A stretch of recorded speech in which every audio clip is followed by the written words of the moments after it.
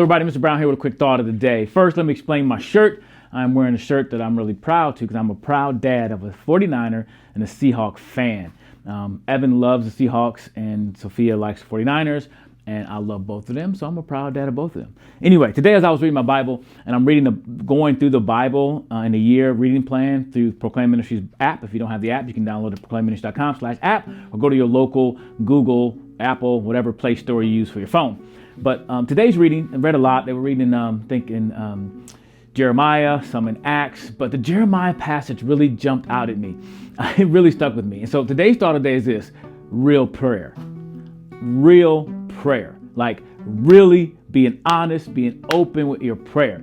I just completed a series called When You Pray. It's a 5-video series. It'll be coming out pretty soon. So if you get the app, you'll get notified as soon as it comes out, or you sign up for our email, you'll get email notification as soon as it comes out. Just go to proclaimministries.com and get that email sign up there.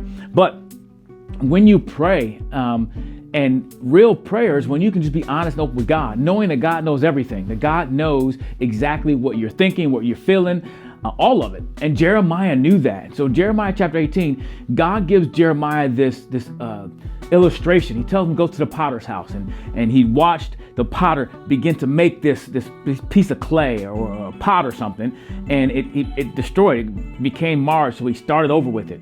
And God told Jeremiah that's what he's going to do with his people. They're his people. He has the right to do what he wants to do with his people. And so that's a great illustration. That's a great devotion of the day, application for us, that we belong to God, that we are not our own, right? The New City Catechism, one of the questions, it says, what is our only hope in life and death? The answer is this: that we're not our own, but we belong to God. And that's actually deep. I need to do a video on that. But later in that passage, Jeremiah actually goes and tells the people what God wanted him to tell them, and they rejected it. Jeremiah chapter 18, verse 18, this is what it says. Then they said, come, let us plot against Jeremiah. For the law shall not perish from the priest, nor counsel from the wise, nor the word from the prophet. Come, let us strike him with the tongue, and let us not pay attention to any of his words. So Jeremiah obeyed God, and I talk about this a lot, that Jeremiah was successful. Even though the people didn't repent, he obeyed God, so he was successful. Well, he was successful, told them what God wanted them to hear, and they rejected it outright. Said, listen, we're going to set our tongue, our words against him. Maybe they meant they're going to set a propaganda speech or something, a propaganda movement against his word, so people don't believe what he said, believe what we said. But Jeremiah did what he's supposed to do. The people rejected. Now, in verse 19, Jeremiah knows what's going on, so he prays to God. And I call this a real prayer. Jeremiah prayed to God out of frustration, out of heartache. He prayed to God. Listen what he said in verse 19. Hear, O Lord, and listen to the voice of my adversaries. Should good be repaid with evil?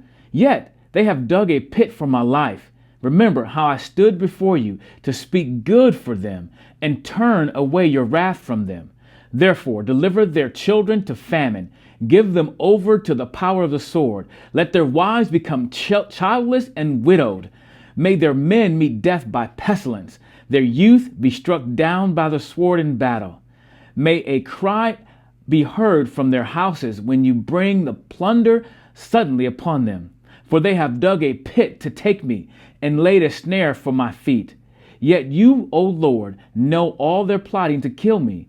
Forgive not their iniquities, nor blot out their sin, for from your sight. Let them be overthrown before you. Deal with them in the time of your anger. Now, Jeremiah responded, and I think he responded with a real heart, like he was serious. I mean, he said, God, let their women be childless and widows. Let the men die by pestilence. Let disease come upon them. Let the children, the young men die in war. I mean, he was upset.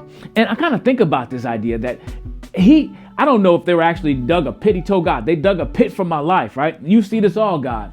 I don't know if he was actually, being dramatic or exaggerating, or he felt like because they set this propaganda thing against him that his life was over. Whatever the case is, Jeremiah was real. That was a real prayer. I'm not condoning his prayer, but he was real with God. And I think as I look through the Bible, as I look through all the prayers, and I have a book called All the Prayers in the Bible, that the people who cried out to God with real sincerity, I think God heard them. I think the fact that we don't need to come with pretense before God. Me and my wife were talking today. I think there's the people in your life you need to be able to just talk rawly to, not unprocessed, so to speak. You can get it out and you go, whew, got that out. Now let me take some of that back. Not in a way you just, diss people or say things that are wrong, but sometimes you need a chance to process with somebody that loves you, knows your heart, that you can just complain to. But then when you get it out, you're like, whew, I feel better. Now back to reality. Y'all feel what I'm saying? And I think God is that person. God can be one of those people we can cry out to with sincerity. God, I don't like this situation. David prayed the same way often. David often prayed, God, kill them all. This is what's going on in my life. That's how I feel. And I think we should have that space too, to have some real prayer with God. Because here's the truth. Even though we try to suppress it, we don't tell anybody else, God knows our thoughts. Not only that, God knows the motivation behind our thoughts and our actions. So why not be real with God and have some real prayer?